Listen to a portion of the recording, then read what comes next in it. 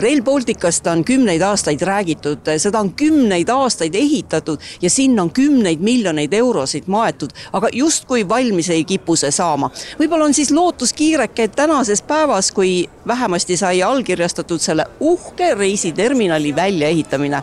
Kogu mahus terminali rajamine on kokkulepe, mis on meil Tallinna linnaga detailplaneeringus juba varem võetud ja eks teatud etappidest tuleb ikka vahevalikuid korra üle vaadata, aga see plaan minna ikkagi täis mahus seda välja ehitama pole olnud vahepeal kuhugi ära kadunud. Aga kogu see väljaehitamine on vist kordades kallimaks läinud või kuidas see praegu tundub? Seda nüüd sõltub millega võrrelda, et mäletatavasti päris alguses, kui me tegime ühe hanke kogu ehitusmahule, ehk siis võtmed kätte lahendusele, siis see pakkumine oli 100% kallim kui meie kontrolleelarve. Et tegelikult sellega võrreldes me oleme täna ikkagi oma algsete prognooside juures ja eelarves püsinud. Terminali kogumahus ehitamine ei ole veel täna rahaliselt kaetud, kuid Salometsa sõnul ei peagi olema, sest ehitatakse etapi kaupa. See konkreetne etapp, mille ehituslepingu me täna sõlmisime, on kaetud. Tulevaste etappide finantsvahendid me taotleme nii, nagu me seda tavapärases protsessis siis ka taotlenud oleme.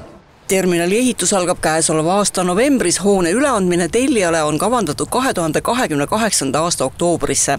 Terminali hoone valmib Zaha Hadid Architects projekti järgi on ehitaja sõnul paras väljakutse. No see on väga keeruline töö, et see on väga uhke hoone.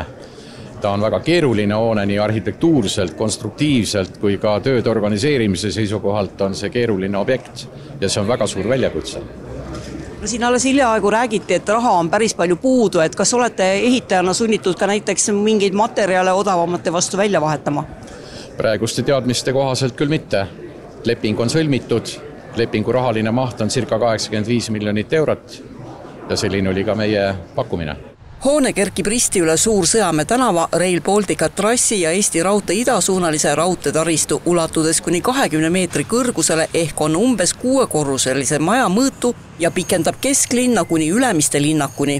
Minu jaoks selgelt see Ülemiste Rail Baltica terminal siis pikendab kesklinna tegelikult siia suunas ning selleks oleme ka linna planeerimuslikult samme juba ette näinud, et see ühendumine oleks lihtsam.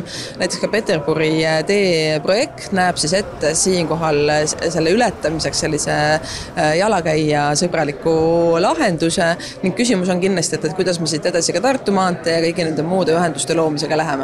Ehituslepingud finantseeritakse Euroopa Liidu ühtekuuluvusfondist ja Euroopa ühendamise rahastust. Meil tänase seisuga on siis kogu ühisterminali või kogu transpordisõlme maksumus veidikene üle 200 miljoni euro. Siis nagu öeldud, oleme ka siin suutnud varasema etappidega teatava kokkuhoiu tuua.